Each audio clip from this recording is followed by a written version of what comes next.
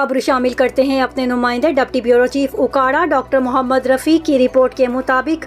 बड़ी तोंद और ज़्यादा वजन वाले पुलिस अफसरान और मुलाजमीन के लिए बुरी खबर। ज़िला भर के पुलिस मुलाजमीन 30 जून तक अपनी वेस्ट 38 इंच कर लें, वरना सख्त कार्रवाई अमल में लाई जाएगी। DPO उकाड़ा फैसल शहजाद का कहना है डिस्ट्रिक्ट पुलिस ऑफिसर के हुक्मनामा में ज़िला भर के तमाम SDPOs, SHOs, लाइन ऑफिसर्स, कार्डदार, ट्रैफिक पुलिस और चौकी इंचार्जेस के अलावा तमाम पुलिस अफसरान और अहलकारान को पाबंद किया गया है और हिदायत जारी की गई है कि वो अपनी जिस्मानी फिटनेस पर तवज्जो दें। मोटी तौंद वाले मुलाजमीन को क्राइम की रोकथाम और लॉ एंड ऑर्डर के मामले में न सिर्फ दुश्वारी का सामना करना पड़ता है बल्कि फोर्स का इमेज भी अच्छा नहीं बनता। जिन पुलिस मुलाजमीन की वेस्ट 38 इंच से ज़्यादा है वो वर्जिश और मुतवाजन गज़ा के इस्तेमाल के ज़रिए 30 जून से पहले 38 इंच तक ले आएँ, वरना सख्त महकमाना कार्रवाई अमल में लाई जाएगी।